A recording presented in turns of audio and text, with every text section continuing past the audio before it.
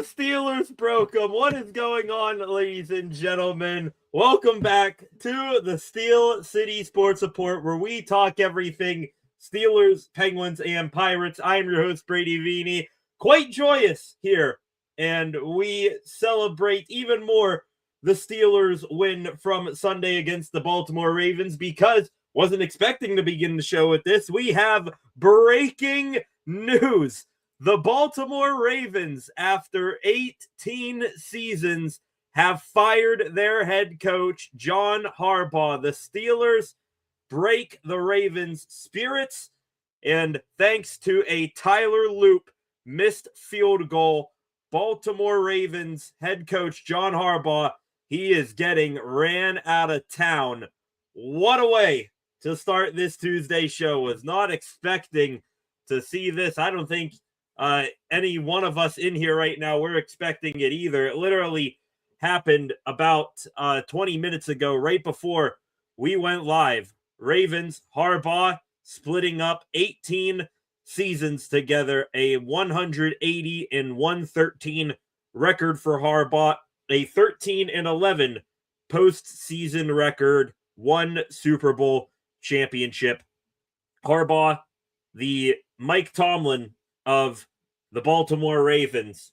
Oddly enough, looking in a mirror, Tomlin and Harbaugh, they are alike in, making the wrong choices at the wrong times. Tomlin's starting to do a little bit better job of pushing the right buttons, but a severely underachieving year for the Baltimore Ravens goes up in a fiery inferno and comes crashing back down to earth, all cultivating to this move right here. What an insane turn of events we have to kick off the show here. This here from Jordan Schultz, Ravens owner. Steve Bisciotti has grown frustration with John Harbaugh's lack of playoff success in recent years. Harbaugh will instantly be the hottest name on the coaching circuit. I'm already seeing people throw out there, Cleveland Browns. They should be ringing Harbaugh's phone off the hook right now. Tell me if that wouldn't be a match made in heaven if you're the Steelers. Harbaugh, who constantly makes the wrong choices in games against you, goes against the franchise that you have owned ever since a certain number 7 was throwing the pigskin. That will be a match made in heaven. I hope that it happens. I really, really do. The only thing, though, is that it won't be fun anymore. It won't be as fun watching this in-game decisions more, Harbaugh or Tomlin. If Harbaugh goes elsewhere, we won't get that matchup twice a year anymore. So that makes me a little sad. Also, I guess this is maybe a blessing in disguise for the Ravens. And also, I'd expect some Steelers fans out there to be envious of this. That Schultz report right here, I'm seeing it right now. The owner of the Ravens growing frustrating with lack of playoff success. I'm sure some Steeler fans out there would have loved for Art Rooney II to be frustrated with the lack of playoff success here that the Steelers have had over the past pushing a decade now. But hey, Harbaugh, he did it in more spectacular fashion than the Steelers have. The Steelers, they have been without a franchise quarterback since 7 retired, but the Ravens, during this whole entire stretch, they have not done a single damn thing with a bona fide top 5 quarterback in the sport, Lamar Jackson, and looks like they finally had enough and got fed up with it. But hey, such is life. What a crazy start to the show. Where are my manners? As we normally start off the show here. If you are new here, welcome to the live stream. If you are new here, please hit subscribe on the channel. Up to 683 subscribers on the channel. Appreciate those 3 new subscribers over the past 24 hours. Also, go give the channel, go give this live stream, I should say, a like. In the comments section, leave any thoughts, questions, or opinions that you have in there. We are blowing up the comment section with this news here. We're going to get to that in a minute. Also, share this live stream. And if you would, please go give the channel a follow at Steel City SR on Facebook, Instagram, and X. And tune back in a little bit later on tonight for SCSR 60, as this breaking news story will surely be a part of that. What is going on, everybody? Let's get to the comment sections. Concepts, THP, Truthong, Flacco, Jonathan Harvey, all of you guys joining in here with this massive news. Let's start with Concepts. He was the first to chime in here tonight. Concepts, you broke the Harbaugh news to me. Never saw that coming, honestly. See the Boz kick update, but we'll let you say that since I often steal your thunder, never intentionally. That's all right, Concepts. I will get to that. That'll be in the extra Pittsburgh sports news segment, Concepts. You have been the biggest Boswell defender over the past couple of weeks with his untimely missed kicks, but I will retract a little bit of my harsh feelings towards Boz. After further review, the kick was blocked. It was deflected. Tyler Loop, unfortunately for him, he cannot say the same, but I will retract my Boz statement. We'll save that a little bit later on in the show. Red Tyler Loop has gone 1 for 4 on kicks over 50 yards, but didn't confirm. That's on top of being the biggest kick of his career. Yeah, they put a rookie in the toughest spot. 44 yards in one of the rowdiest environments in the NFL, the playoff game on the line, Acrisure Stadium, and then you put him in that position. I don't know why they didn't run the ball again with Derrick Henry to pick up more yardage. I would have sacrificed easily if I were the Ravens, getting 3 to 4 yards at minimum, then setting him up in the middle of the field. So did not get that. I'm pretty sure that decision factored in to the Ravens letting go of Harbaugh here. THP saw this coming. Can't find many MVP caliber quarterbacks in their prime, but thing is the window might be closed. Yeah, that definitely makes Harbaugh's lack of playoff success. We bash Tomlin and his lack of playoff success all the damn time here on the channel, but Harbaugh getting literally, not sure how you guys feel about Michael Vick, but I have no shame in saying that Lamar Jackson, he is the best dual threat quarterback in the history of the NFL. In what they have 3-4 playoff wins to show for it. They had that one semi-deepish run a couple of years ago, but haven't been able to do anything since then. They keep stepping on that rake that comes and smacks them in the face. Just, that's going to get you fired 9 times out of 10. But sad, unless he goes to the Browns, sad we aren't going to get the annual Harbaugh-Tomlin, who's going to mess up more bowl twice a year.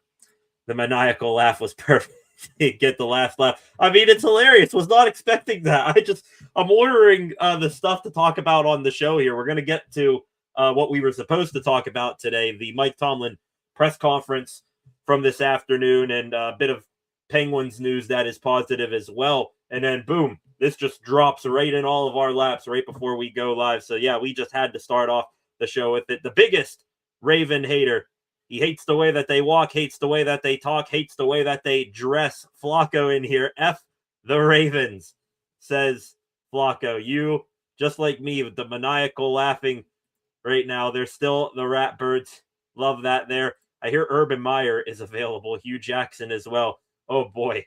Yeah, we're really going down the poor coaching for very distinct reasons rabbit hole right there.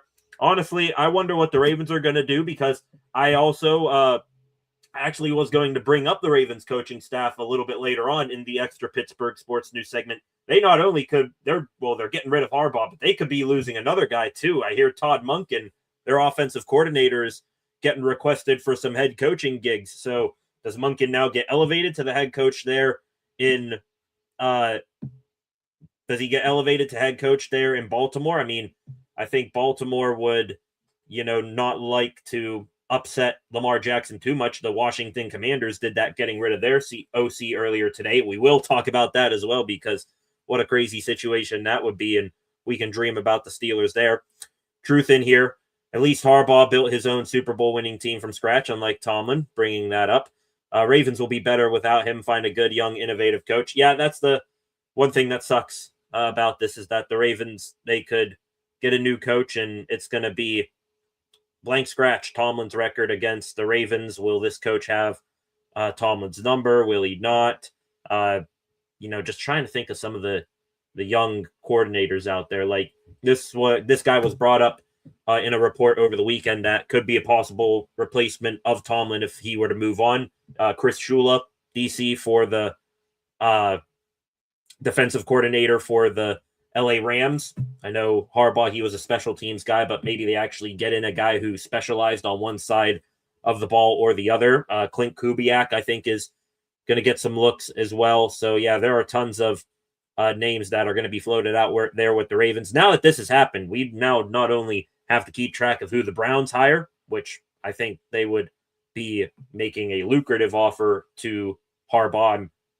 That just feels like a desperation move that they would make. So we'll keep an eye on the Browns coaching search. And now the Ravens on top of it. We're going to need to keep track of what they do and who they bring in this offseason. That'll keep the content machine flowing here through the offseason. Got some more comments in here. THP, thanks, Concept. Feeling under the weather. Worked 7 hours today. Took one load. Work slow here. Off Monday. Was sunny. Hope you're doing all right, THP. Go in here, Jonathan Harvey. If the Ravens can fire Harbaugh, who's considered a Hall of Fame coach, shouldn't be. The Steelers should give Tomlin the same experience. 18 years for Harbaugh is over. He should call Jim ASAP in LA. Ooh, the Harbaugh brothers uniting out there in LA. I mean, well, I'll address this. If, Tomlin, he should be treated in the same light. I agree, but we just know as a fact. I know Steelers fans, Art Rooney II isn't going to get rid of Tomlin. It's either Tomlin's going to retire, his contract is going to expire, or he takes a new venture in life, like being a TV analyst for Fox or CBS or something, like what Adam Schefter reported. So Tomlin's not going to get fired, but like Tomlin, if Harbaugh says, hey, I was coach here for 18 years, maybe I should take a, step back, something like that, take a breather, evaluate where I'm at in my life, or maybe just take, lower end job right now to get some, perspective here. Don't want to get back into a coaching gig immediately. Maybe Harbaugh does that and goes and joins Jim, becomes a, special teams coordinator, DC, something like that out there. So we shall see. Just crazy news to kick off the show here. Harbaugh out in Baltimore. If I'm Harbaugh, I'm giving a hard look at Tampa for some reason. They haven't fired Todd Bowles yet, have they? Their THP. Flacco would know, he's Tampa native. They haven't fired Todd Bowles yet. I will tell you one thing. I agree with the whole statement out there. If you are other teams with coaches on the fringe out there right now, you definitely are going to see a coach that was, kind of safe from their job, but you weren't sure. You definitely will see a coach or two fired now just to have a chance at Harbaugh. So that could be a thing there. Harbaugh going south to Tampa with Baker Mayfield. Boy, that would be a nice kick in the balls to the Browns. They probably would love to have Harbaugh, but he chooses to go with the quarterback that you exiled for Deshaun Watson. Yikes. Concepts, I am too a little bit. I am too. If he does not go to the Browns and he goes outside the AFC North, not guaranteed seeing him twice a year just because of the hilarity of he and Tomlin, who's going to outsmart who, and it backfires in their face. I'm going to miss that. Honestly, I do. Flacco here. No, I don't want Harbaugh in my city. He breaks up. Flacco chiming in. No. Todd Bowles all of a sudden looking very appealing to you, doesn't he, Flacco? But Lamar will now get an offensive-minded head coach. I hope not. One thing that I was going to save for later, well, I'll still bring it up later in the extra Pittsburgh sports news. Cliff Kingsbury, he just got let go of by the Commanders today. Mutual parting of ways. Outstanding young OC. Did not have a good first head coaching gig with the Arizona Cardinals, but now that he's, gotten a good bit out of Jaden Daniels when he's healthy, I think he's rebuilt his head coaching stock a little bit more. That would probably be the nightmare scenario for me. Cliff Kingsbury, one of the better offensive minds around football right now, going to the Ravens, where he, got Jaden Daniels off to one of the hottest starts for a young quarterback we've ever seen, and now he's going to team up with Lamar. That would worry me a little bit. Got Adobe in here. Tomlin turned an 8-8 team that missed the playoffs to a playoff team the next year and a Super Bowl team the year after that. I do think that's why you are going to see Art Rooney give more of a reprieve to Tomlin as compared to Harbaugh. Harbaugh, he had poor playoff success with one of the better quarterbacks in the NFL over the past decade. Tomlin, he has still kept this team competitive, which Art Rooney loves that, does not want to have a losing season because he thinks it'll cause the fans to lose significant interest in the team and take them back to the dark days of the 80s. But Rooney, seeing Tomlin get this team to the playoffs or a winning record with, just thinking of quarterbacks over the years, Duck Hodges, Mason Rudolph, Kenny Pickett, that one year, a little bit of Michael Vick, a whole bunch of stuff like that. I think Rooney values that, and he says, look, we're competitive with all these quarterbacks because of the head coach. The Ravens, they got one of the best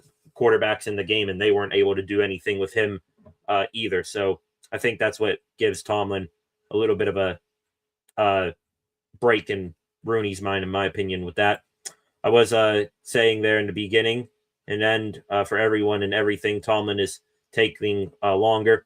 I will say it does feel like we are starting to see a big shift in longtime head coaches. I mean, look, Andy Reid just had his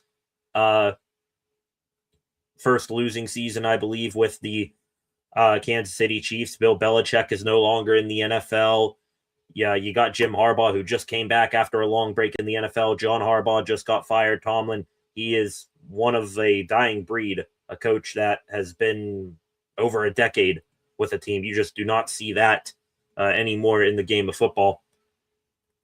Looking here, seeing what else you guys are commenting. City of Tampa needs to ban Harbaugh. No Harbaugh's allowed. He is going to be posted his face all over the airports at Tampa saying, do not let this man into our city, says Flacco. Falcons' job has quality players, but organization is sketchy.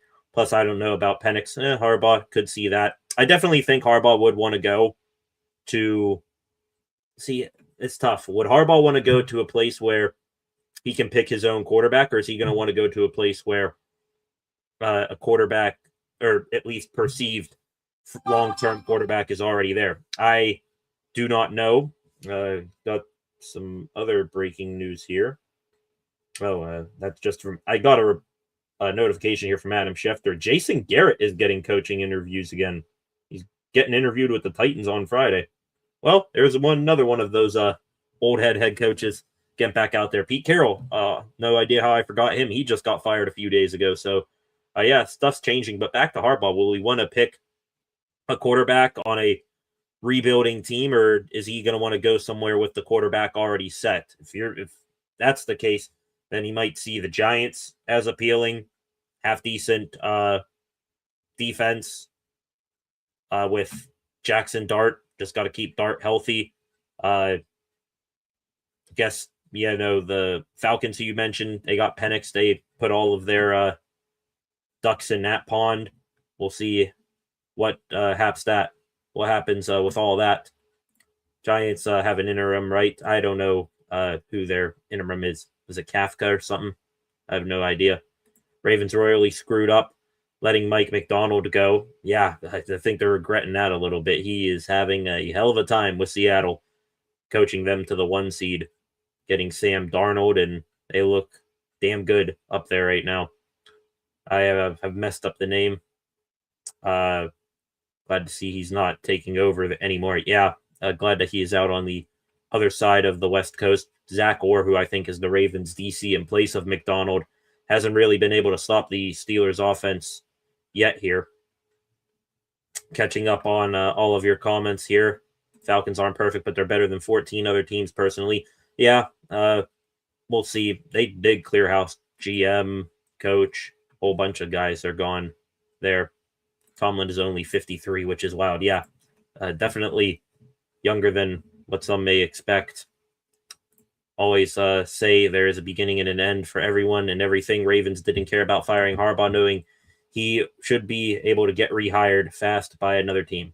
I think that's a thing that some Steeler Tomlin defenders have said in the past, which I agree. Who cares if he's going to get picked up immediately? You want a positive example of what getting rid of a long-time head coach that's going to get picked up in the instant does to a team? I don't need to go outside the city of Pittsburgh. Look at hockey. Pittsburgh Penguins. They got rid of longtime head coach Mike Sullivan. Sullivan immediately gets picked up by the New York Rangers, big market. The Rangers, very hot and cold. The Penguins, much better than what we expected with a new voice in the room and Dan Muse, and they are now on a 5-game win streak, rattled out of the Christmas break here. Stefanski firing seems like a scapegoat, TBH. I could be wrong, of course, but seems like Baker release and Watson trade wasn't his decision. Wouldn't that be hilarious? I know Stefanski, he's getting a ton of looks too. Wouldn't it be hilarious if those two just swap spots? Harbaugh goes to Cleveland, Stefanski goes to Baltimore. I think I'd definitely give the Stefanski-led Ravens the advantage in that trade-off. I think Stefanski is an underrated coach. I don't, have like any ill will to Stefanski. Like Harbaugh can be a little bit annoying. Zach Taylor is just whoever, and Stefanski. I actually respected Stefanski a little bit. I'll kind of be okay if he has success wherever else he goes. Cleveland and Baltimore fire their coaches. Cincy and Pittsburgh might keep their dead weight around for a while. Shocked that they're keeping Zach Taylor there in Cincinnati. Thought it would have been a nice time coming off of another terrible season where Joe Burrow got injured. Thought it would have been an opportune time for Cincinnati to move on from Zach Taylor, who clearly cannot win without Burrow. But shocked he is staying there. Tomlin, he just bought himself, 3 to 5 more years if he wants to with that win on Sunday night against the Ravens. Going here, catching up on it. Oh, Lord, Jason Garrett getting a look. Had one losing season, LOL, the clapper. Hope the Ravens get a turd. Not just a turd, but the stuff you can't hold in. Flacco, the biggest Raven hater of them all. Teams are looking into Phillip Rivers. I did see that Rivers is going to be, teams are internally discussing Rivers as a coach. I do not see that. I guess he had enough of his, 10, 11 kids. I got to get back to a football facility. I cannot do this anymore. Crazy stuff from Phillip Rivers. All of that, resetting his Hall of Fame clock just to go back for 2 games, look half decent for a 44-year-old, but lose both of them and get knocked around. Bro just said, screw it, I can get inducted into the Hall, in 2030. I'm just going to go spend 3 more weeks with the boys. That's worth waiting the next 3 years. Crazy. Ravens are interested in Arthur Smith as their new head coach. That would be hilarious. Take him, Ravens. Take him. Arthur Smith has been better as a coordinator, but him down there in Baltimore, knowing the ins and outs of what he likes to do, I would take that trade-off. Honestly, I'm going to wait for, the Adam Schefters and stuff of the world to report who the Ravens are interesting, but that would be interesting. Derrick Henry, who pretty much built up Arthur Smith's resume when he got his first head coaching gig with the Falcons, and then Smith kind of rebuilt some of his resume here, making it to the playoffs with the Steelers 2 years in a row. That honestly might not be that far-fetched of an idea. It might not be.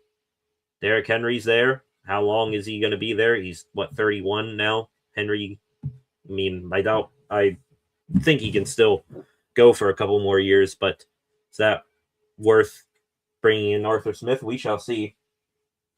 Got NFL Network on here to my right, and fittingly, after they just came back from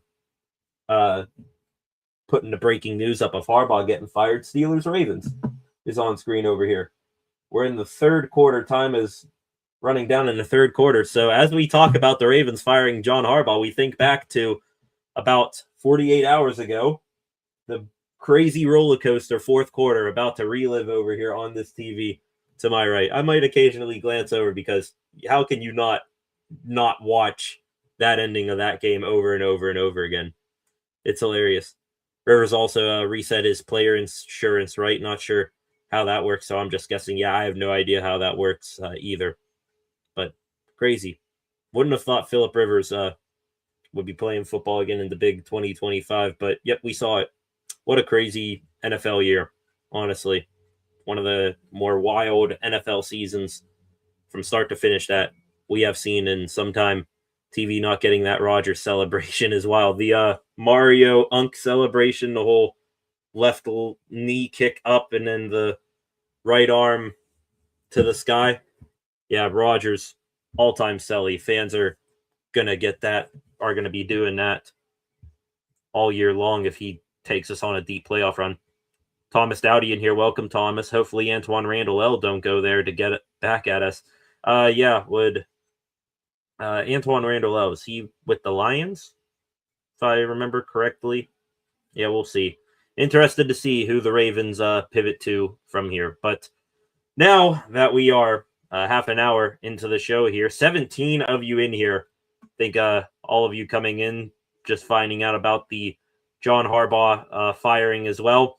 Going to switch gears here into what we were supposed to be talking about here this evening. That being the Mike Tomlin Tuesday press conference, starting off with that. Tomlin, as he normally does, for at least one extra week. We got to hear from the Steelers head coach before the playoff game against the Houston Texans on Monday night. Tomlin today, good bit to say, and he revealed to us, wasn't expecting this from him, he revealed the game plan that the Steelers had against the Ravens. Tomlin started off his press conference talking about that game like normal, saying that they played good. Some parts of the game were awesome. Some parts of it were JV, according to Tomlin. But he said, largely down in, down out. Their goal, minimize the impact of one Derrick Henry. Tomlin said he felt like they did that. I mean, Henry did get a few in there. Of course, we remember the 47-yard run to begin the ball game. But Tomlin said overall they had a few hiccups, but they did a good job. Shouted out Cam Hayward, Keanu Benton, Derek Harmon, the three starters up front on the interior of the D-line. Tomlin saying we just couldn't let him run wild and that they wanted to put the ball. He said that they wanted to take some schematic risks to minimize Henry's impact, letting Jackson get his. So eliminate 22, let 8 try to beat you, which a banged up Lamar Jackson. He did burn the Steelers a couple of times, but Derrick Henry, he could have absolutely ran you out of the stadium. So I take that as a good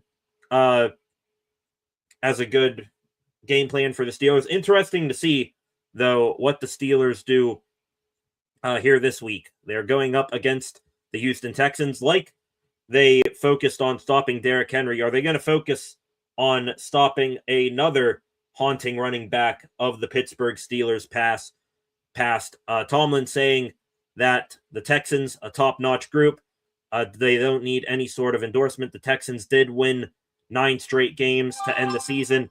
The first guy that Tomlin brought up, Mr. Chubb. Yes, Nick Chubb, former Cleveland Brown, absolutely haunts the Steelers. Not a betting man. I'm not a betting man. I'll be honest here. But if you were to bet on this, whatever sort of rushing prop bet there is out there on Nick Chubb on betting sites, hit the over on that. He seems to have the Steelers number. The Steelers, if I'm them, I'm focusing in a good bit on Nick Chubb, even though the Texans running game throughout most of the season hasn't put the fear of God in anybody. But Tomlin making sure that they know Mr. Chubb is at the forefront of their focus here. Also gave shout out to Woody Marks, who is the lightning to Nick Chubb's thunder in that backfield.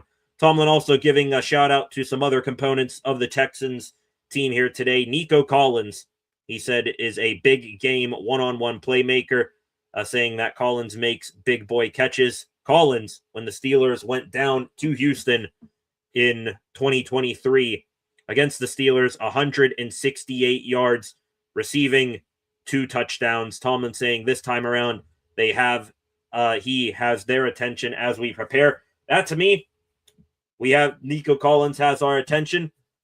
Get ready for, who would have thought, a titanic matchup, wide receiver versus corner.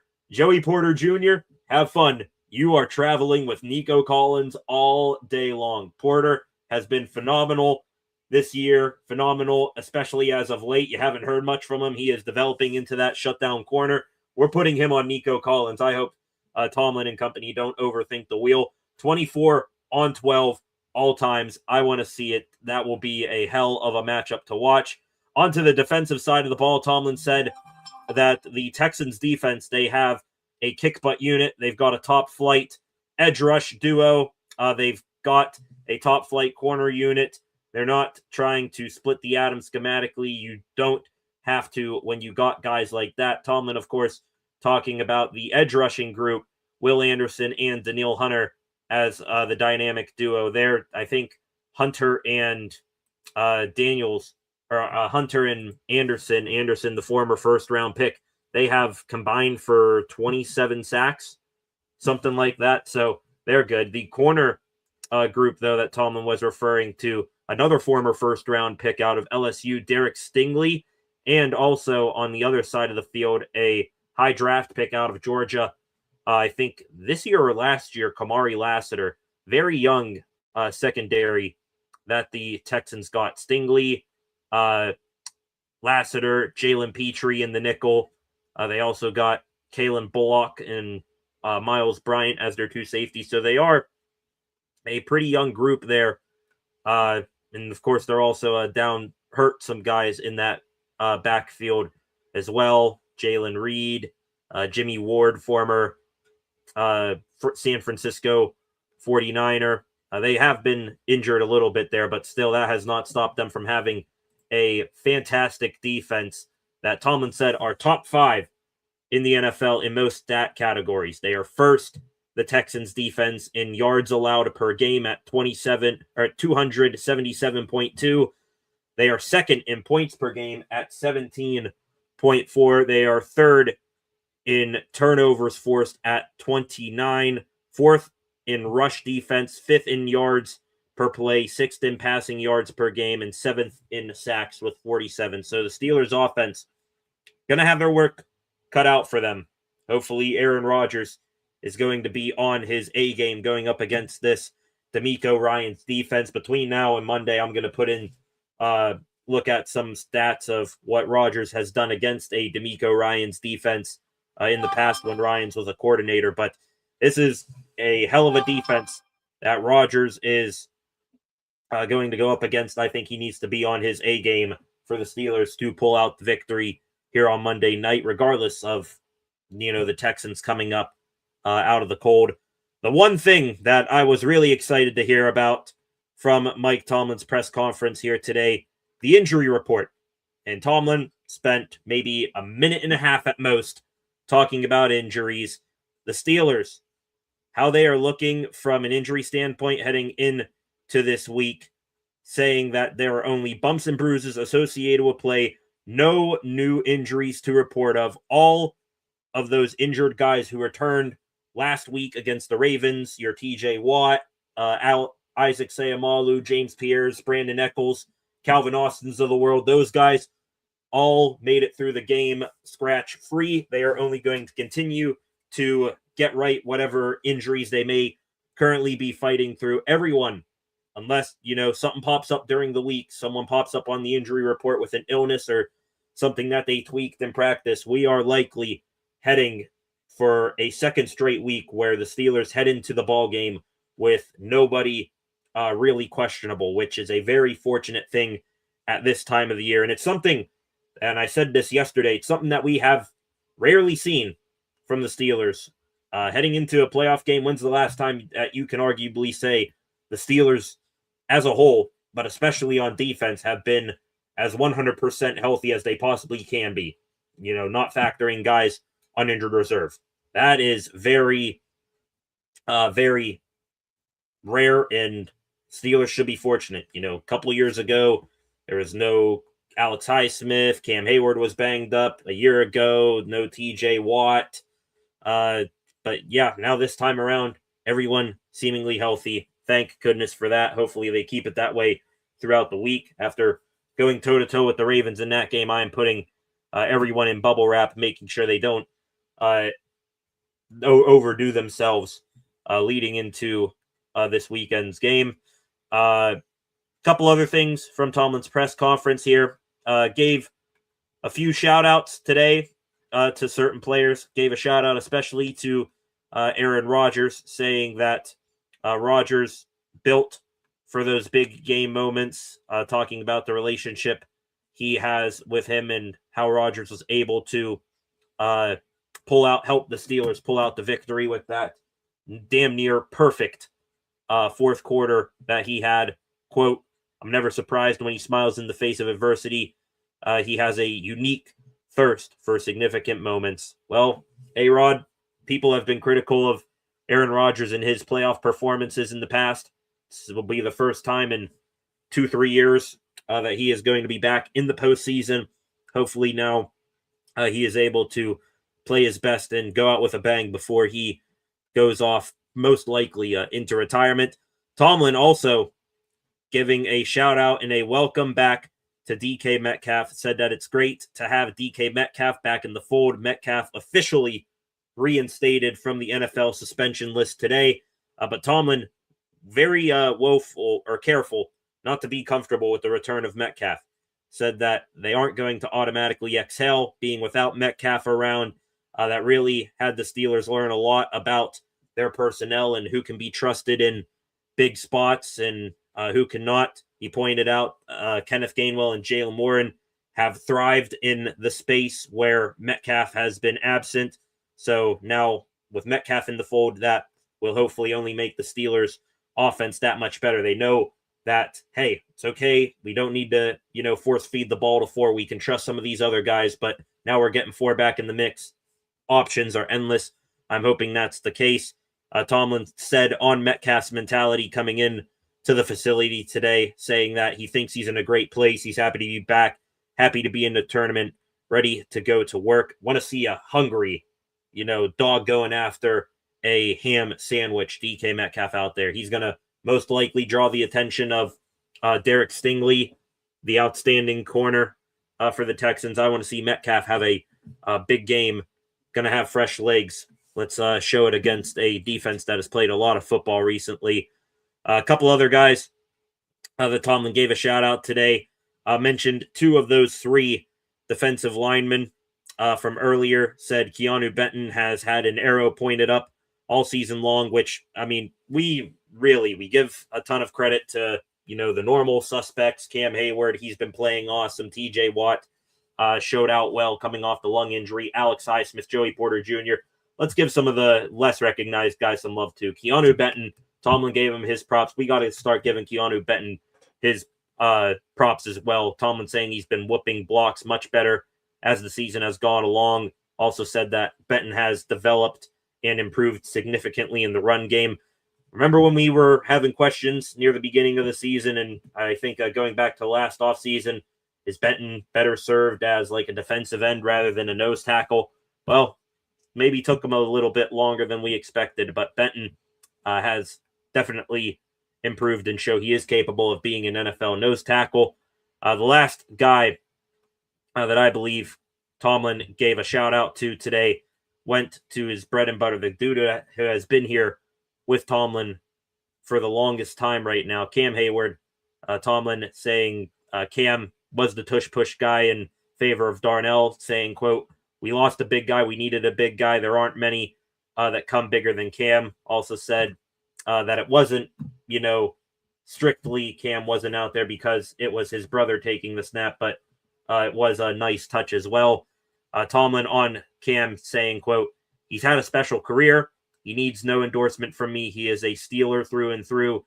He cares hard, and he's got big shoulders. He wants the responsibility of leading." Love that from Tomlin. Do not think, reading that, how he says it and how it appears in words in front of you feel a little bit different. Didn't sound like Tomlin was given one of those, I'm glad that Cam had a special career and all that. Don't think he's alluding to Cam maybe not being here that much longer, retirement and such, but think he's just very happy that Cam is back in the dance and that this defense is thriving. And he, especially yesterday, or 2 days ago, I should say, led the way. Tomlin said that guys who came before Cam, like Kiesel, Brett Kiesel, Casey Hampton, Aaron Smith.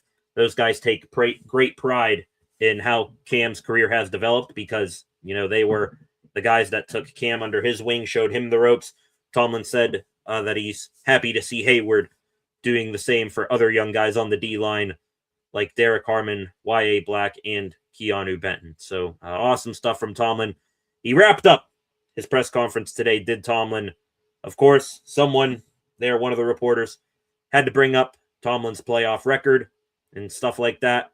Tomlin on his playoff drought, keeping things in the moment again. He said a similar thing this time last year when the Steelers were about to go down to Baltimore. Said that he doesn't take any of the baggage on him with this playoff drought and put it on the players. Reiterating a similar statement today. I'm not going to unpack my bags on the collective's bed, if you will. So similar mindset, not putting any extra pressure, saying, hey, I haven't gotten it done in playoffs. You guys just play your game. I will wear all the blame of lack of playoff success. Tomlin not putting it on his players, but I'm sure the players, they want to go out there and get a win for Tomlin in this one. Especially, I have a feeling, guys like Aaron Rodgers and all that. So we shall see what comes from it. That could be the final time we hear from Tomlin this season in a Tuesday press conference setting, but hopefully not. Hopefully the Steelers have a good bit more playoff football ahead of them to play. So excited to see what comes between now and Monday. We probably will not get a Steelers injury report tomorrow because they do play on Monday. So it might be a extra day before we figure out the participation of some Steelers players. But other than that, overall good news today from Tomlin's press conference. The big thing I'm taking away from it, the Steelers, for the first time in forever, fully healthy as they approach their first postseason game. 12 of you in here right now. Going to go back here to the comments section. You guys getting in your comments during that Tomlin press conference rant. Let's go here and see some of these comments. Thomas bringing up another missed call from the Ravens game. Black did a good job too in the game. Indeed, Y.A. Black did do well.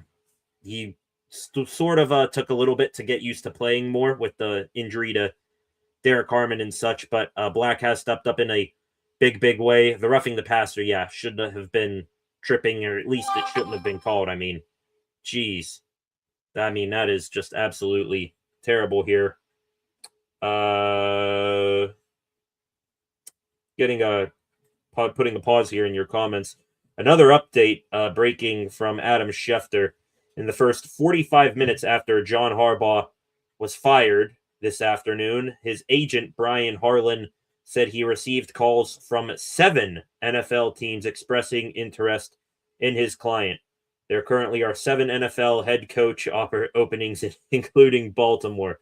So, literally, I guess you can say on average, every single team with a head coaching vacancy wants to get John Harbaugh. That is crazy.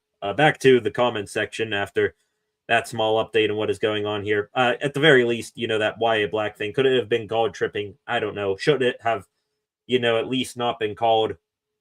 Should it have not been called roughing the passer? Absolutely. Also, I wish the referees would have the wherewithal of the situation. Y.A. Black is a humongous monster. He is, 6'6", 340 pounds. But yeah, instead of using his big bear-like frame to crush Lamar Jackson, up above the waist, he's going to dive at his legs. That makes all the sense in the world. I don't think the big guy wants to be getting up off the ground too much, so just some common sense there would tell you that Black, I see he's stumbling, and also pretty not intentional that a guy at that size would want to go diving at the quarterback's legs. I mean, come on here. Flacco chiming in. That defense that the Texans got is scary. Chubb and Nico, I worry we can't stop. Those definitely are the 3 most frightening components of this Texans team. But I will say, better than before. You have been able to see playoff opponents of the Steelers with weapons like that are playing well and think, there's no way the Steelers will stop them. Are they scary?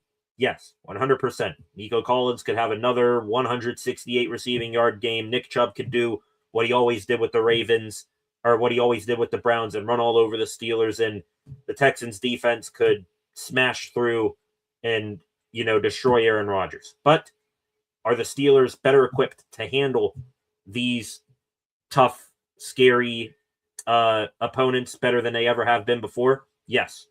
Call me delusional. I actually put a good bit of stock and a good bit of confidence in Joey Porter Jr. that if he would travel with Nico Collins, he'd be not able to not shut him down, but he would limit him a little bit. For Chubb, Derek Harmon, Cam Hayward, Keanu Benton, those guys, they are feeling themselves right now on the D-line, stopping the run. You had the linebackers inside and outside playing well, tracking running backs, not letting anything too humongous break free. And this defense, offensive line for the Steelers has been better. They're going to get another hell of a test, especially the two tackles. I expect Dylan Cook to get help. Another matchup that I want to watch. I'm not sure who's on that side, whether it's Daniil Hunter or Will Anderson, but Troy Fautanu, he's more than likely going to be put on an island with one of those two. He's been having a sneaky, fantastic year for a second-round guy. But I put more confidence than I have in the past at the Steelers being able to, yes, go up against these scary things. But do I have confidence that they'd be able to overcome some of them? I honestly do here. Also, we forget it's Aaron Rodgers. Aaron Rodgers has seen every single defense that there is to know if one thing isn't going right. I have a feeling that he is going to make the adjustment, or at least I am optimistic that he will. THP here. Stroud hasn't looked very good. Pittsburgh gets 2 to 3 turnovers. Dan gets a special team type score if they can win an ugly one. I would love to have a special team score. Has there been any?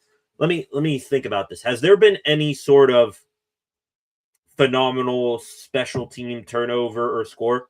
The only thing that I remember that the special teams did of significance was that week 1 game against the Jets, and Kenneth Gainwell punched the ball out on a kick coverage. But other than that, has the special teams unit done anything? I would want to see a big game from them because they almost lost us the game against the Ravens. They allowed Chris Boswell's kick to barely get tipped, and then they gave up the big run back from Keaton Mitchell on the following kickoff. So I bet even though they won, the special teams coordinator, Danny Smith, he is going to want his unit to go balls to the wall here against the Texans. Not sure how the Texans special teams unit is, but I expect Danny Smith to be, a guy that says, all right, we won, but we have got to be so much better. Some more comments here. Hi, Smith on first. Flower TD. Yeah. One thing I do not want to see from the Steelers defense in this game, let's not drop back our edge rushers into pass coverage, 15 yards downfield, because that's how you get broken plays like the two Zay Flower touchdowns. Do not want to see that again. Chubb is a beast against us. Yep. Hopefully that was just a Chubb with the Browns thing, and this version of Chubb, this older, more beat up behind a subpar offensive line. Hopefully this Chubb isn't the same Chubb that we have known here when he was with the Browns. Though I'm sure Tomlin is going to treat him like he is the Browns version of Chubb, regardless of what his stats might see. You know what? Now that I think about it more, you know how Tomlin was deathly terrified of Joe Flacco when he was with the Bengals? Flacco's like 41 years old, hadn't really done a whole lot this year, and then boom, he looks like he's in his prime again against the Steelers. Nick Chubb is like the Joe Flacco of running backs. Seemingly doesn't go anywhere, haunts the Steelers any time he plays him, and now we'll see if he, like Flacco, haunts the Steelers one more time here. Chubb was one of the only Browns players I really liked, except when he played us, of course, concepts. Yeah, I agree. There's always, one guy, maybe two, that I respect on each of the rival teams of the Steelers. Nick Chubb was definitely that for the Browns.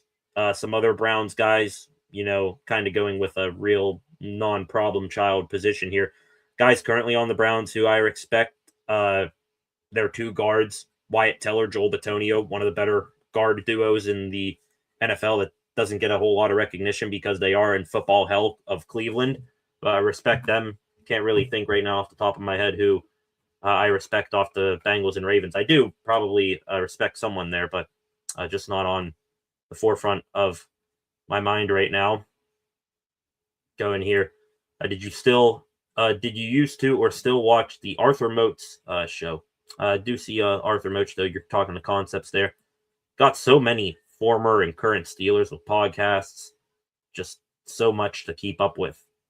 Arthur Moats, Debo, and Joe Hayden. Whole bunch of stuff here.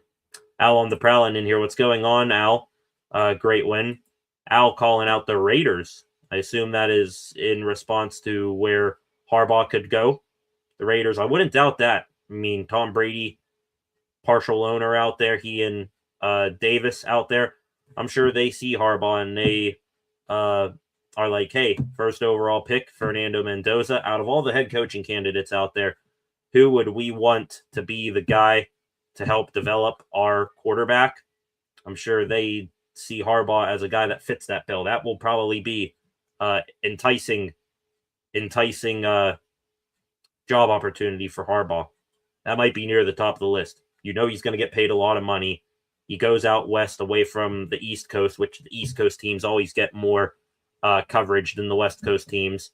He's going to be in a organization in a city that right now doesn't have a whole lot of pressure expectations on them, and he's going to get a chance to mold Fernando Mendoza. So, yeah, the Raiders definitely could be a situation. That's a good call there, Al. Go in here, looking at more of your comments. Guys showing Keanu Benton some love. Benton has been awesome. One of those guys that you don't view as a big part of the team, but hey, Benton been doing a solid job. We'll see if that reflects in his bank account here, maybe this season or next off season. He's being coming up due for a big boy contract like Joey Porter Jr. and like Nick Herbig, those types of guys. Interesting to see how the Steelers pay those guys and divvy up the money there.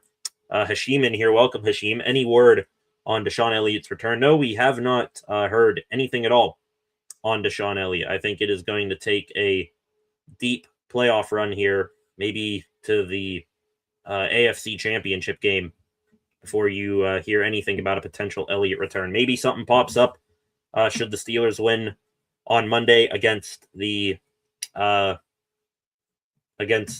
Texans, but I doubt that Elliott returns.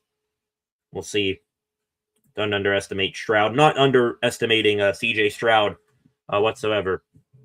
Think he is quite capable of cooking the Steelers. We saw that from him in his rookie year as he, developed into the elite top tier quarterback that we expected him to be right now. No, he hasn't gotten there quite yet, but he is still a damn good quarterback. So I'm not going to overlook him. Some others may, but I am not. Looking here, seeing any other comments here. Flacco again. Think we can beat anyone in the AFC. Depends on what version of the Steelers show up. I hope it's not the version that played the Bills. Agreed. Honestly, keeping expectations low here for the Steelers in the playoffs. But if you want to talk about a season in which anything could happen, the AFC, as opposed to, the NFC, which is normally more like this than the AFC, it is wide open. I mean, you can go through each and every single team right now for the AFC side of things and come to at least some sort of flaw or tendency that they have that could be their downfall. No team is perfect here in the AFC. There's no juggernaut that, you can easily see cakewalking to the Super Bowl here. Every team is beatable in a unique way. That's what makes this these playoffs exciting, but not, still not, putting lofty predictions on the Steelers here. Thomas in here again. The Chargers said that to my Chargers buddy yesterday, that they could have the Harbaugh Bowl every year, twice a year. That would be hilarious. That might be another factor too. Brother Jim out west, move the whole Harbaugh clan out to the West Coast. Let them do their things there. Get further and further away from Ann Arbor, Michigan too. Wouldn't be the worst decision for them. Lance 3-3 coming in here. What is going on, Lance? Shout out from Mon Valley as always. Concepts here. Wasn't Benton injured early in the season? That could explain some of the early issues. He's been great lately, so maybe the injury was limiting him more than we realized. Great to see. I'm sure Benton was dealing with something or other early in the season, but now that he's adapted, hopefully this version of Benton is here to stay. That he doesn't have any sort of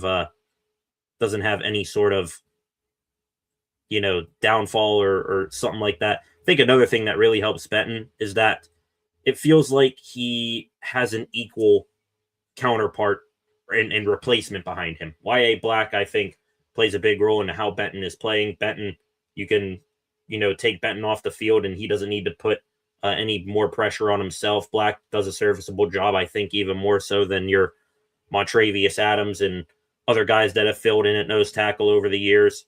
I think Daniel Ekwale did a solid job too before he got hurt. But Benton, I think him and Black, they have been a hell of a 1-2 punch there to put in the middle. Love seeing that. Looking here all on the prowl again. Hopefully the Chargers can beat New England. Don't want to go to New England, but the Chargers don't travel well. Yeah. Forget who is it? New England and Jacksonville. If they win, the Steelers go to Denver, Mile High. Interested to see how that matchup would shake out. But first off, got to beat the Texans here on Monday. Let's not overlook that any more than what we already maybe unknowingly do. 19 of you in here right now. And Chris Boswell kicks a field goal after the Kenneth Gainwell touchdown to make it 20-17. That game's still going on. Watching the replay of Steelers Ravens here on NFL Network off to my right here. Mason McCormick, just absolute stallion. You want to talk about a guy who has not gotten any sort of recognition, but he has been doing a phenomenal job. Mason McCormick, 5th round pick 2 years ago out of South Dakota State. He has been an absolute meat grinder there at right guard, moving bodies. That's a big, big boy. Tom Brady will have his hands all over the coach selection process. Oh, guaranteed. Might see, hey, I went against this coach. This is what I know he likes to do. Maybe it could work here. Like Lance says here, please hit the like and subscribe button to show support and respect to this channel. Appreciate the kind words, Lance. 22 of you are in here right now. Please hit the subscribe button. Going to get the show moving along once again here real quick. We got one last main story to talk about here today that I want to get into. So we're going to switch gears real quick to the hockey team, and then I promise we will get back into football. The Pittsburgh Penguins, like I mentioned earlier in the show, running on a 5-game win streak right now. They are coming off a back-to-back win showing in Detroit and Columbus over the weekend. So they are 5 winners of 5 straight after the Christmas break. The Pens are taking a little bit of a break. They are off. They were off last night. They're off tonight. They will be off tomorrow as well. Finally, back in action on Thursday are the Pens, and they could be getting a familiar face back. Look at that beautiful Russian man right there. Evgeni Malkin back at practice today. And if you notice, wearing the same jersey color as some other guys in this photo. Malkin today returning to practice for the Penguins. Full contact was Gino. So he doing line rushes today back in a full capacity at the Penguins practice. There are reports all over the NHL from Emily Kaplan and some other NHL insiders saying that Malkin should be back for the game on Thursday. Also, Kaplan pointing out interesting about Evgeni Malkin's future because his contract is expiring. Kaplan said Malkin wants to remain in Pittsburgh, which I would hope that would be the case. But Gino back today for the Penguins. That's the big Pens story today. Malkin spoke after practice saying this is a good feeling. You have more fun when you skate alone. It's not great, but it was a good day for me, though a little bit tough a little bit, but I'm happy to get back with the team, enjoy with the guys. One more practice tomorrow, and I hope to be back this week. Evgeni Malkin, optimistic that he is going to be back in the lineup here coming up against the New Jersey Devils, a Metropolitan Division opponent on Thursday night. Malkin did clarify what his injury was. For the longest time, we only knew that it was an upper body injury for Gino. Confirmed today that this was a couple months ago. He woke up, was feeling soreness in his shoulder, and the Penguins shut him down after that. 15 games Malkin has been out of the lineup for the Penguins. And today, the first time back with the team, skating in a normal sweater at practice. Good stuff there from Gino. Hopefully he's able to get back out there. The official practice update today from Penguins head coach Dan Muse. There is no update on Rutger McGroarty, who McGroarty left practice early today. So a young player for the Penguins is down with injury. The Penguins have had a couple guys leave practice early recently. I think Erik Karlsson or Ricard Raquel left practice early a week or so ago. Now McGroarty left practice early today. Hopefully he is all right. Malkin indeed was confirmed to be a full contact participant today. The absence of several of the team's more prominent players from practice today was labeled as basic rehab and recovery. So just giving some of the veterans, I guess, or some of the guys who have been banged up a little bit, an extra day off. I'm quite all right with that in this long grind of an 82-game NHL season. Some other notes on the Pens as well. Harrison Brunick, young Penguins defenseman, who, I mean, geez, we forgot about Harrison Brunick there for a while. Brunick, 19-year-old kid, played all 9 games of his 9-game NHL tryout with the Pens before the Pens either send him back to his minor team or keep him on the NHL roster and shave off a year of his rookie contract. Brunick went with Team Canada to the World Junior Championships overseas, but Brunick now en route back to the Penguins here stateside. The Penguins, upon his arrival back, will indeed need to make a decision to send him back to juniors or keep him on the NHL roster. Right now, the Penguins, they have to clear a spot on their roster. The 23 skaters that they have up in the NHL right now, they have to clear a spot for Evgeni Malkin to come back. They will need to clear 2 if they decide to keep Harrison Brunick, but we shall see. The best return of all of them today at Penguins practice.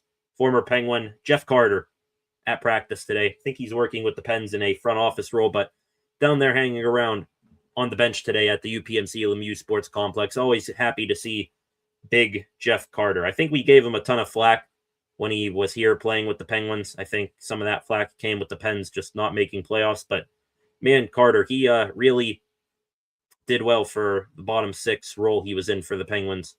Miss him a little bit, but hey, Saul, happy, A-okay with the bottom unit that the Pens currently have. All right, ladies and gentlemen, 15 of you in here right now as I was reading that Penguins update. The Ravens' Zay Flowers' second touchdown of the game where he was wide open down the left side of the field that no Steelers in 15 yards of him that played again. So that really made us feel happy, but got to keep positive. We know what happens next. The Calvin Austin touchdown about to go down here in a couple minutes on the TV screen. Going to get into the extra Pittsburgh sports news here in a minute. But real quick, going to, before we do that, take one last quick scroll here, or one more quick scroll here through Twitter, see if there's any new news that has gone down besides John Harbaugh updates that we have not talked about yet. Has anything happened while we have been live here tonight? Seeing an NFL meme putting Tomlin fired in the middle of the goalposts, Harbaugh fired beside the goalpost, and they show the Tyler Loop kick.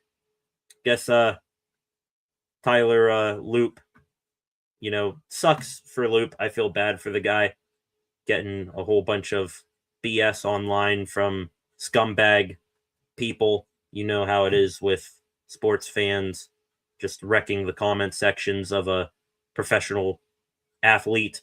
But Loop, I guess now will be favored a little bit in a better light by Ravens fans. They have been wanting to get rid of Harbaugh for a long time as well, but now I guess they are happy.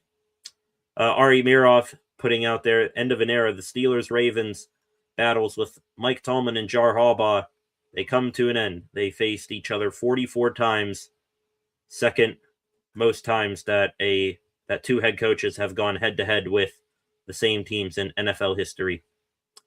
Did not think of that. We witnessed the ending of the Tomlin-Harbaugh Bowl, and they went out in true Harbaugh, Raven, Tomlin, Steeler fashion with a wacky, wild game that will be talked about for years. Seeing if there is anything new here. Just more and more people reacting to John Harbaugh and his firing. Mike Tomlin and John Harbaugh, 44 regular season and playoff games between the two. 30 of those games were decided by 8 points or less. 20 were decided by 3 points or less. So you're talking about an all-time rivalry that, more likely than not, you are going to see an entertaining game that came down to the wire. And if you want to talk about the longevity of these two, geez Louise. Let's check out this photo right here of these two. Look at these. Once two young studs, and they grew up together. Jesus. Doesn't this picture make you feel old? They were still going the whole shirt tucked into the pants with the belt on, polo stuff. Now they got into their old men mode with the jackets and the hoodies and all that after that. Wow. That makes us all feel old. Doesn't matter what your age is, it makes us all feel old. All right. Gonna go back here to the comment section and see what you guys have put in the comment section here before we get into the extra Pittsburgh sports news here. Thomas Dowdy, for our defense, the biggest issue I see is the lack of gang tackling. Always see like they pull up when they see another player make contact. Sometimes they do that. What did make me feel a little bit more optimistic about that moving forward, I don't know if it was a Derrick Henry thing or not, but felt like multiple guys were in the picture getting hands on Derrick Henry to bring him down. I treat Nick Chubb in the same way. Maybe not, load up the box every single time. You do got to defend this outstanding pass attack that the Texans have. But Nick Chubb, still, until I see otherwise, going to think he is that dude. As I can even hear through my headphones here, the Calvin Austin touchdown was just scored. Acrisure Stadium erupts. Until Nick Chubb proves otherwise, I'm going to still think he's that dude from Cleveland. And anytime he goes towards a guy, 2-3 other Steelers better be close behind to help bring him down. Thomas Dowdy here as well, talking about the Penguins. They are about to be second, then first in the Metropolitan Division. Yeah, the Penguins, forget, talking about a wild card. This 5-game win streak they're on put him back in conversation with the Hurricanes and Devils and Capitals of the world and Flyers as well of going for the division lead, which is very exciting. What a gift Aaron Rodgers has been to this team. Every so often we get the 42-year-old, looks like a 42-year-old, but he brings so much swagger to this team. The team clearly fights for Aaron Rodgers, like like something we have not seen in quite some time. The team fighting for their quarterback. Rodgers definitely bringing that leadership that the guys want to go to war with him, stand side by side with him, which is entertaining. Yeah, every now and again you get the 42-year-old Aaron Rodgers, but let's not forget, once a four-time MVP, always a four-time MVP, and he flips that switch just like he did in this fourth quarter that's replaying off to my right. So hopefully that Aaron Rodgers shows up again here coming up on Monday. Flacco here again. If they one-on-one tackle him, if not do the TJ Watt strip. Would love to see TJ Watt get a strip here. Steelers have gone odd stretch here where they, forever have been viewed as one of those teams that they don't go to tackle to bring you to the ground. They go to tackle to try to get that ball out. It's been a while since we've seen a Steeler, just rip the ball out of the running back's hands. Would love to see that. If I had to guess, they can maybe do that on a one Woody Marks. See if they can get the rookie to put the ball on the ground. That'd be the guy that I would be targeting a bunch, punching the ball, ripping at it any chance I go to bring him down. Looking here at the comments again. Guys talking about Rodgers. Yeah, definitely the injury. Enjoying being a winner after 2 years with the Jets. Definitely talking about Nick Herbig mimicking TJ Watt with the punch tackle combo. Smart to learn from the GOAT. I mean, they went to the same college. They trained together in the offseason. I would hope Nick Herbig would be taking every little minute detail of TJ Watt's game and applying it to his own. Lance 3-3, I hope the Browns do not hire Harbaugh. I do, but I don't, but I also do, because it'd be hilarious how Harbaugh always tries to outsmart himself against the Steelers, and you put him with the team that the Steelers beat up on more often than not. I have a feeling that'd be a interesting choice. The Cleveland fans want Sanders in there, and Harbaugh won't want that. Yeah. Cleveland fans, them wanting Shadur Sanders, were we that delusional when Kenny Pickett was here? Because Shadur does like 3 god-awful things in a row, but he does that one good thing, and then people forget about the 3 bad things, and they pronounce him as the savior. I hope Shadur still starts with them. The Steelers, Shadur beating them 13-6 or whatever in week 17, that's just an anomaly. I want them to play Shadur twice every year, because some of those throws he had were just absolutely god-awful that you or I could have gone out there and picked off. Harbaugh would be great in Miami. Ooh, that's... trying to think of that one. Miami, Tua's going to be gone. Who's their quarterback going to be? I think he would like to know what they're thinking from a quarterback standpoint. Not sure where Miami is in the draft order, too. Do they go and get a Dante Moore, or go and get, the John Mateer or something? I don't know who that would be. Feels like the Dolphins, they want to maybe tear this thing down to the studs and rebuild up again, and getting a coach that's, viewed as a playoff coach. I don't think that's going to be the right move for them, but we shall see. Brady and Harbaugh could be teaming up. Not me, but yeah, Tom Brady, John Harbaugh, they could team up. Pitt fired Narduzzi and immediately hires Harbaugh. Ooh, you want to talk about going from public enemy number 1 to, all right, we didn't mean what we said about you in the past. Jeez. Yeah, Pitt, they're not going to get rid of Narduzzi. Are you kidding me? He's just about as safe as Tomlin is. Flacco's seeing that picture. I'm old. Don't think Gabriel is the answer, but the stats were in his favor. Dylan Gabriel with the Browns maybe had better stats, but definitely did not have any sort of wow factor to his game whatsoever. It's not Luke's fault. Ravens screwed that whole drive. They had 3 timeouts, plenty of time. They should have tried the end zone. And yeah, they screwed up even before that. 21 seconds here. Here comes that 4th and 7. Big pickup here to Isaiah Likely.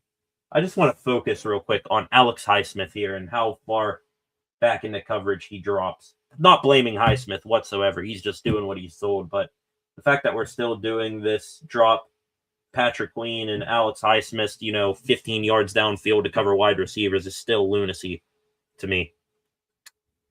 Can't imagine the Ravens without Harbaugh. End of an era there. Yeah, it's going to feel odd for them. It'll someday feel odd when Mike Tomlin isn't the coach for the Steelers, but with that bit of it'll be weird at first to adapt to someone new. With it comes hope and change, which is always exciting to talk about. Looking here, reading your other comments. As here comes that Likely play.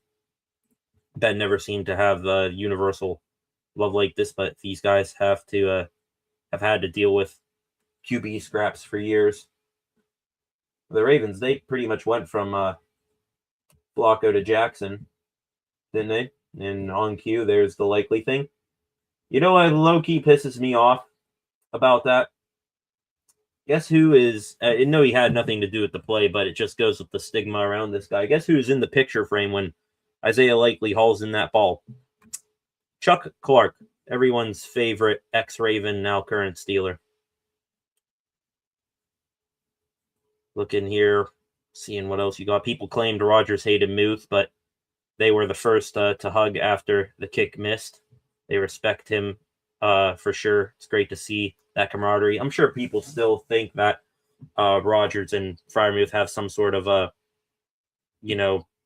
odds end about each other, but definitely think they both, at the end of the day, just want to win, and maybe they're starting to figure it out a little bit that they got to go and rely on each other a little bit more. Hopefully Rodgers trusts Muth and vice versa. Looking here, think Harbaugh was worried about Derrick Henry coughing up the football. Yeah, Henry got what? Did he get something like 5 more carries in the second half, and that was it? So again, going away from Derrick Henry. I'm sure Derrick Henry wouldn't be is quite all right seeing Harbaugh move on. And there is the 2-yard loss and kneel down to the middle of the field. Shout out to Mason Rudolph, by the way, on the bench. Saw the videos. He's saying to Rodgers, who just sat there silently, he's going to miss it. Don't worry, something like that. Also, someone who is the happiest man, Chris Boswell. They showed him again right there. Just think about it, a little under 48 hours ago, just sitting here like this. And if it's cool with you, I'm going to pop the ear muff off here. If you are anywhere near a TV right now, turn on NFL Network and experience one of the most insane moments in Acrisure Heinz Field Stadium history. Once more. The final chapter. We didn't know it at the time, but the final chapter in the Harbaugh Ravens, Tomlin Steelers rivalry ends in insane fashion. Snap down, hold good, kick, wide right. And the city of Pittsburgh can be heard from coast to coast. Insane. Still unbelievable. You still get those goosebumps. Still get those goosebumps. Look in here, your comment section again. Lamar knew it, 5-yard loss, and also centered it. Kick going right makes that decision awful in hindsight. LMAO. Lamar choked that kick away. I think out of all the Ravens, Lamar Jackson, the way he played, banged up, think he was probably one of the least to blame for how that game went. That's purely on Harbaugh, in my opinion, how that happened there. You got Derrick Henry. I get it. You're scared about him fumbling the ball, but he hasn't had those fumble issues like he did at the beginning of the season. I thought for sure they'd be putting it back in his hands to go get a couple more yards. I would have like I said, taking another 5-yard gain rather than worry about where the ball is, if it's on the hash or not. Baugh hit a nasty slice right also. Was that ball tipped? Going to get into that now, Lance. Extra Pittsburgh sports news. We are going to talk about, it was literally the first thing on my extra news segment here today for the Steelers. Apparently, Boswell's, after further review, Boswell's PAT miss was fixed in the score sheet for the game to a block. Apparently, Ravens rookie safety Keandre Jackson, number 39, who rushed off the left of the formation, came in, I think, fairly untouched and got through and might have gotten a finger on it, which the ball does change a little bit of direction there after it gets past him. So maybe he got a fingertip on it. I also see people who were watching the All 22 say that the guy celebrated like he blocked the kick. So it was even, more so of a big celebration than Baugh just missing it. He made sure that it looked like he's the one that tipped it. So I will lay off Baugh. Concepts, you win. Still a little bit worried about Baugh, but I'm not going to blame him for that kick if it indeed was tipped. A couple other things related to the Steelers. Back to the Ravens, like I mentioned earlier, their offensive coordinator, Todd Monken, now that John Harbaugh is out, he could be going out as well. He received a request from the Browns for their head coaching job. Maybe the Browns will indeed get a Ravens coach. Maybe Harbaugh, maybe Monken, who the hell knows. Also, shout out to Baltimore Mayor Brandon M. Scott for putting the hex on the Ravens. A video came out from him before the Steelers-Ravens game on Sunday night of him wiping his rear end with the terrible towel. The powers that be for the terrible towel, they strike once again. And this time, the Ravens have no one to blame but their own leader of their city down there in Baltimore. Another thing real quick on the head coaching searches and firings and all that around the league. This has nothing to do with the Steelers, but I do want to walk through the hypothetical.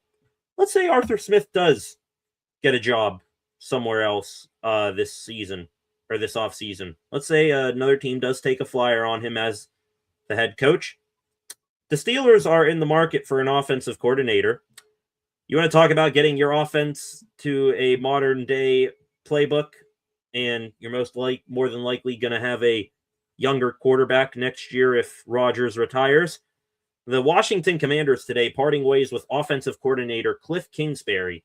Remember Kingsbury getting hired by the Commanders? I think we all wanted the Steelers to take a look at Kingsbury before they hired Arthur Smith. Now, you want to bring Kingsbury to Pittsburgh, you're maybe going to have a young quarterback, whether you sign a Malik Willis, give Will Howard a shot, draft a quarterback. Kingsbury might be a good offensive coordinator, seeing what he did with Jaden Daniels to bring in for a young quarterback. Also, apparently multiple Commanders players upset with Kingsbury getting dismissed from the Commanders, including quarterback Jaden Daniels. So, Omar Khan, get to work. Hire Kingsbury as the OC. Have Jaden Daniels get traded to Pittsburgh. Tell him, bring Terry McLaurin with you, and you have a juggernaut on the Steelers offense. Also, while you're at it, Terrell Austin, I get it, Steelers defense has been playing better in the second half of the season. Go get a Raheem Morris or something like that and build a hell of a coaching staff to go at it again next year. Last few things on the Steelers here today. Speaking of wide receivers, just mentioned Terry McLaurin a moment ago. Steelers definitely are going to need to add a wide receiver in the offseason, and another top wide receiver that is eligible for the 2026 draft officially declared for the draft today. Believe Carnell Tate and some other wide receivers have declared already. This one today, I would be very interested in. Georgia standout wide receiver Zachariah Branch declared for the draft today. First round projection for him, electrifying skill set the single season reception record at Georgia with 81 catches. He also had, I believe, 811 yards and 6 touchdowns. He is the number 4 wide receiver on ESPN's wide receiver rankings. Would love to have that.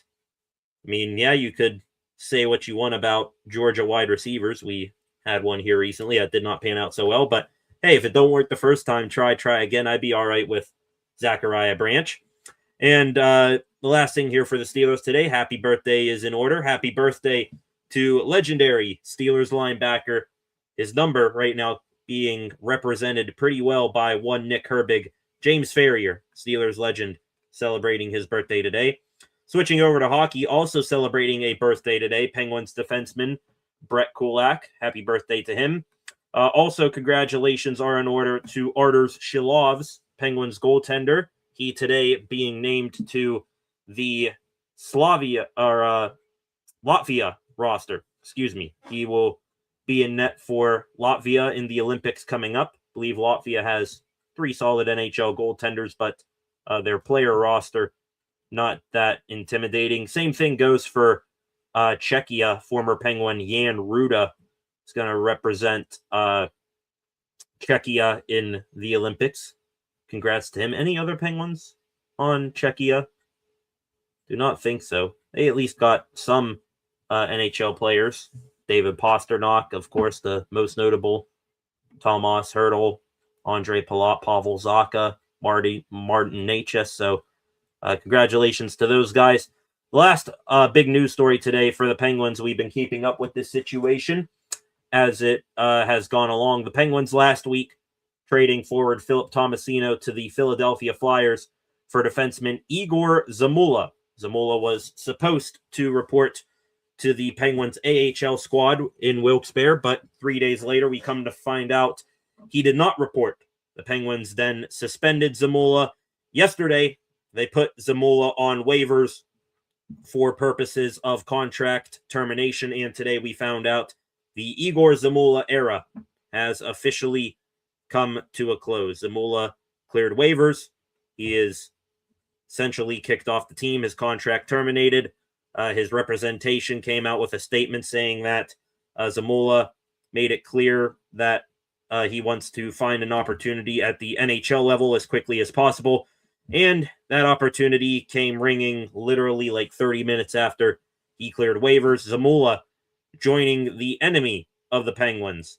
I guess he saw this team blow the lead to the Penguins and lose in overtime on Sunday night, and he said, yep, I'm going to that team, signing a 1-year, $1 million contract with the Columbus Blue Jackets. So at some point later on in this season, the Penguins will be seeing Igor Zamula in, I guess, a revenge game. Was here for all 7 days of a week, I guess. Wrapping up the extra Pittsburgh sports news here today. Not much on the Pittsburgh Pirates here today. Things have really died down around them when it comes to making additions to their roster. I mean, that's kind of par for the course around the league right now. There has been far and few between free agent signings and rumors, for that matter of fact. The latest rumor for the Pirates that came out a couple days ago, Jason Mackey of the Pittsburgh Post-Gazette said that after the Pirates missed out on the sweepstakes of Japanese third baseman Kazuma Okamoto, which, by the way, Okamoto said he's going to be some sort of super utility guy with the Blue Jays, and a part of the reason he signed was because his daughter picked the Blue Jays logo. So I guess if the Pirates had a cooler logo, then maybe Okamoto would be a Pirate right now. I don't know. But Mackey pouring a little bit of hot water, or cold water, I should say, on our hopes of Eugenio Suarez coming to the Bucks, or the Bucks having super imminent interest in him. Mackey said today in a post, not sure why me saying Kazuma Okamoto signing means attention will shift to Eugenio Suarez turned into what it did. Here's what I wrote. I never said that the Pirates are in hot pursuit. still, I think it's more likely that they go a different, lesser route at third base to also address starting pitcher and relief pitcher. The exact quote Mackey was talking about that got blown out of proportion by MLB Network and such, which, hey, I wasn't going to believe it either, saying the Pirates have kept tabs on Suarez and remain interested, though it's hard to say they're favorites to land the two-time All-Star. Suarez will likely want a 3-year deal and should have the numbers to get it. That means the Pirates could theoretically have to offer a 4-year deal to separate themselves, and that's not smart business.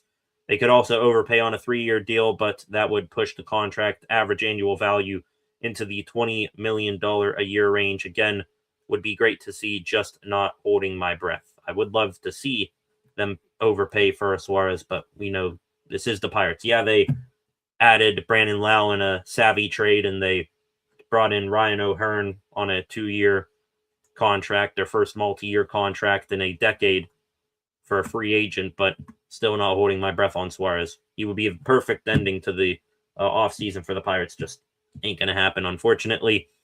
The last two things here on the Bucks today. Former Pirate pitcher is back in the division.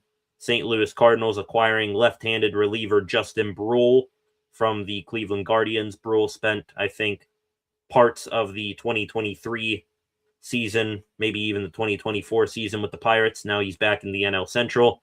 And also the MLB Network, I guess I should say, MLB executives, little faith in the Pirates' plan for their top prospect. MLB Pipeline polled MLB executives on who they think is going to win the 2026 Rookie of the Year award. And for the National League, Connor Griffin coming in a distant third place in votes from executives on Rookie of the Year odds. I hope that means they don't expect Griffin to be in the MLB all year, rather than they don't think Griffin is good enough. J.J. Weatherholt, shortstop prospect for the St. Louis Cardinals, and Nolan McLean, pitcher for the Mets, who's going to pitch for USA in the World Baseball Classic. Those two receiving 13 and 11 votes. Griffin, just 7 votes. So hopefully Griffin able to make the big league roster like it's been rumored he could out of spring training, and proves those executives wrong. 12 of you left in here. Going to real quick wrap up the show here with a few of your comments. I think that just about does it. Not expecting to see anything else in the online right now. Seeing here a report from Mark Feinsand. This could be related to the Pirates. Ryan Stanek, relief pitcher, former Houston Astro, I believe, drawing interest from a number of teams, including most of the National League Central. Stanek, is he a righty or a lefty? Let me real quick look up Ryan Stanek. He is a household name for the back end of the bullpen, so I would be okay with the Bucks maybe going after him. Ryan Stanek, right-hander, 30, I believe he's in his 30s, right? 6'4", 226, 34 years old. Last year, 4 wins, 6 losses, a 5.30 ERA, had 3 saves over 65 games, 58 strikeouts, and 56 innings. Yeah, that does sound like a Pirate, honestly. Stanek sounds like a guy that, you could bring in here on a $1 million or on a 1-year, $3 to $5 million deal. Maybe even give him a Gregory Soto somewhere around the $7 million range if you really want him. Have him rehab a little bit here with this organization that now produces pitchers, good pitchers, like it's nobody's business. So I could definitely see that. I bet you sure as hell that the Pirates are certainly one of those guys interested in Ryan Stanek, which, hey, I'd be all right with, because that's another guy who has had experience in his career being back of the bullpen type of dude. So that gives you a outstanding bullpen, in my opinion. Dennis Santana will be your closer to start the year, but also you got some good high leverage guys to use. If you get Stanek, good. You got Soto, Mason Montgomery, who you added from the Tampa Bay Rays in the Brandon Lau trade. Isaac Mattson, who came on the scene in an unexpected fashion for the Bucks last year. Definitely bookmark that and keep a track of that. Probably be the whole pirate meme, or the Squidward up in the crow's nest pointing downward saying pirate. Yeah, definitely will keep tabs on that. Looking here, not seeing anything else here new besides a whole bunch of John Harbaugh stuff. George Pickens doing George Pickens things again. The Dallas Cowboys today firing defensive coordinator Matt Eberflus, and George Pickens liking the Cowboys Instagram post about that. Yeah, that makes sense there for GP. All right. I believe that we're going to start wrapping up the show here, ladies and gentlemen, with some of your comments. Real quick to the comments section here. Concepts coming in here, of course. Leave Boz alone. Leave Brittany alone voice.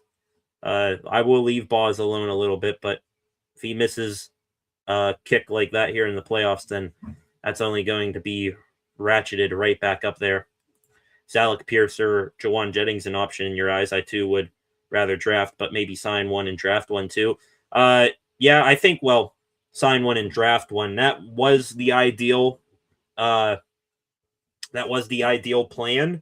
But now, after seeing what Calvin Austin did against the Ravens, I think the Steelers have are going to be fully invested in Calvin Austin, at least being one of the top 3 receivers on this team. So Alec Pierce or Jawan Jennings, you could get one of those guys. Alec Pierce, I think, will probably be staying in Indy. Jawan Jennings, I have a feeling, would be hard to rip away from San Francisco now because they got rid of Brandon Ayuk. My personal opinion, if you were to bring in a Pierce or Jennings, you're going to need to pay them. So I would get a wide receiver that you can mold with upside, a young guy that you're not going to be paying a whole lot, and you can save the money that you would give to a Pierce and Jennings, put it into a Calvin Austin extension because he's going to be due for a contract here soon. Then you're paying Metcalf his money. You're paying Calvin Austin around, a third of that, maybe even half. I don't know where his contract projection comes in at. And then you got an outstanding young wide receiver to split time with Austin. I think that would be the ideal path to go here. Pay Austin, or miss on pass on trading for a wide receiver. Pay Austin a little bit what he wants, and then draft a Branch or a Carnell Tate, one of those guys. Looking here. Freight Train, welcome in here. Late, but I made it. It's all right, Freight Train. Glad to have you here. The ending of the Steelers-Ravens game was on the screen to my right about 15 minutes ago. We got to, again, in this same room, react to that crazy ending. That was the final game coached by John Harbaugh as Ravens head coach. Concepts here. Hope we see angry DK after that bogus suspension. F your collusion, NFL, and ball out DK. He's got the fresh legs. Definitely want to see him be an ox out there and take over the ball game, though I'm sure the Texans defense are going to put extra focus on him with their pretty solid secondary. Derek Stingley Jr., I could maybe see traveling with him. CA3 to me, almost like a Ward. How so? Witnessed a few catches on some third downs that he clutched up, says Rands here. That's exactly what I'm saying here. He's Calvin Austin clutched up when it needed. That's going to be viewed positively in the eyes of the Steelers, and it'll be brought up in contract negotiations. So I see here that Austin's going to get paid because of it. CA3, a dog. Definitely keep him in the black and gold. And his blocking for Warren at the wide receiver position, too, has been solid. Yeah, Austin, smaller guy, fights with heart. Got to respect that. That is only going to be viewed positively. What's the whole Tomlin saying? We want volunteers, not hostages. He has a, 5'10 guy, 5'11 at most. Not going to be upset with him showing a little bit of snarl out there for his size. The whole, not the size of the dog in the fight, size of the fight and the dog type stuff right there. Love witnessing to fight guys twice his size too. Underrated for sure. In his fastest 40 time, and is the fastest 40 time in NFL history. Still talking about CA3. Yep, that's my opinion on the wide receiver room. Get your two veterans locked in as, you know, two of your top three receivers, Austin and Metcalf, and then take a wide receiver pretty high up in the draft. Let me look real quick at the wide receiver guys in the draft. We know Carnell Tate. We know Zachariah Branch. Who are some of the other top wide receivers in this draft? I think KC Concepcion for Texas A&M. Got a couple good wide receivers from Notre Dame, Jordan Tyson, Arizona State, Denzel, Boston. You got Elijah Surratt from Indiana, though I think a team is going to want to scoop him up and pair him up with Fernando Mendoza, whoever drafts Mendoza. So lots of good wide receivers out there. The quarterback class fell through in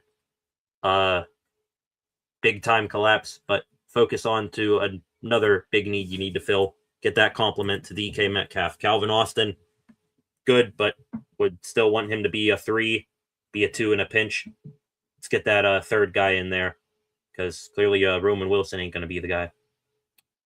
Last few comments of the night here. CA3 also takes criticism so well. Never blinks after mistakes, listens to Rogers' commands and advice very well. Yep, not a guy that you're going to see throwing a hissy fit like some other diva receivers out there. Guy who just does his job and works hard. A lot of fight in him, and I see it, says Rands. Indeed.